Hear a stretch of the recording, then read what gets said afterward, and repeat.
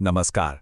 चलिए आज बात करते हैं उस एक कहानी की जिसने हमारे देश के लोकतंत्र की पूरी तस्वीर ही बदल दी।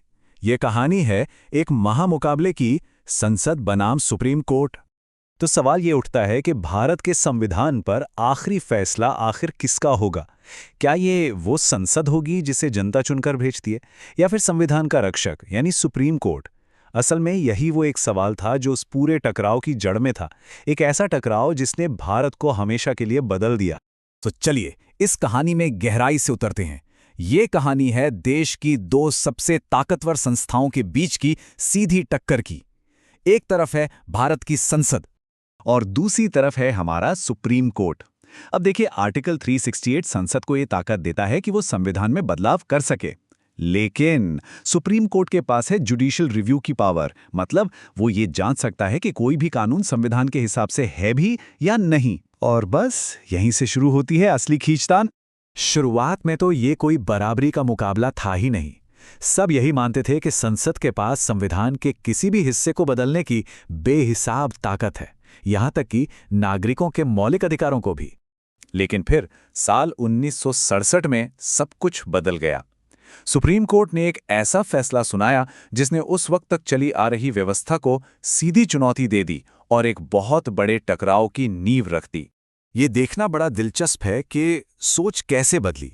1951 में शंकरी प्रसाद केस में और फिर 1965 में सज्जन सिंह केस में कोर्ट ने यही कहा कि संसद की शक्ति असीमित है। पर फिर आया 1967 का गोलकनाथ केस और सुप्रीम कोर्ट ने अपना स्टैंड पूरी तरह से पलट दिया। ये बहुत बड़ा बदलाव था। कोर्ट ने सीधे सीधे कह दिया, संसद आप बहुत कुछ बदल सकते हैं, लेकिन लोगों के मौलिक अधिकारों को आप हाथ नहीं लगा सकते। ये एक तरह का भूचाल था जिसने सत्ता के पूरे समीकरण को हिलाकर रख दिया। अब जाहिर है, उस वक्त की इंदिरा गांधी सरकार के नेतृत्व में संसद इस फैसले को यूं ही तो नहीं मान सकती थी। उन्हें लगा कि ये उनकी ताकत पर सीधा हमला है और उन्होंने पलटवार करने का फैसला किया। और क्या जोरदार पलटवार था! पहला कदम 24वां संशोधन, जिसने फिर से संसद को ये शक्ति दे दी कि वो मौलिक अधिकारों समेत संविधान के किसी भी हिस्से को बदल सकती है। दूसरा कदम 25वां संशोधन, जिसमें कहा गया कि सामाजिक कल्याण के कानूनों को संपत्ति के अधिकार के उल्लंघन के नाम पर चुनौती नहीं दी जा सकती। संदेश एकदम साफ था, संसद ही सबसे ऊपर है। और इसने भारत के न्यायिक इतिहास के सबसे बड़े मुकाबले की जमीन तैयार कर दी। एक तरफ थी संसद की असीमित शक्ति और दूसरी तरफ संविधान की गरिमा। इस केस का पैमाना भी अभूतपूर्व था। इसे सुप्रीम कोर्ट की अब तक की सबसे बड़ी बेंच ने सुना, जिसमें पूरे 13 जज शामिल थे। और ये कोई छोटा मोटा मामला नहीं था।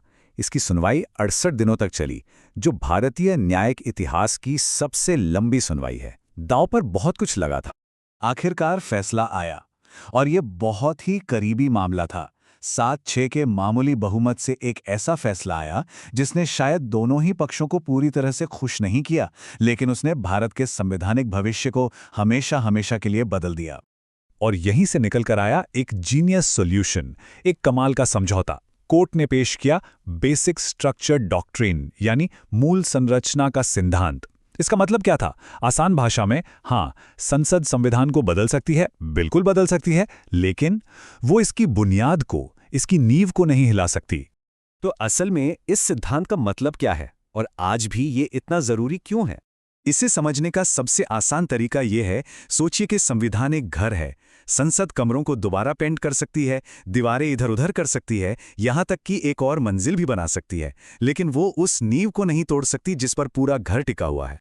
और ये नींव क्या है? देखिए, कोर्ट ने इसकी कोई पक्की लिस्ट तो नहीं दी, लेकिन इसमें शामिल हैं संविधान की सर्वोच्चता, देश का धर्मनिरपेक्ष चरित्र, संघवाद, शक्तियों का बंटवारा और स्वतंत्र और निष्पक्ष चुनाव जैसी चीजें।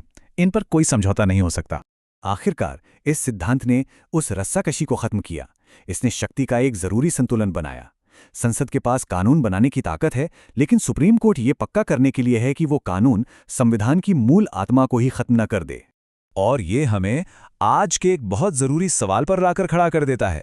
जरा सोचिए, आज की दुनिया में जहां लोकतंत्र के उसूलों पर बार बार सवाल उठते हैं, ये याद रखना कितना जरूरी है कि करीब 50 साल पहले दिया गया एक अदालती फैसला आज भी भारत के लोकतंत्र के लिए एक ढाल, एक सुरक्षा कवच का काम कर रहा है।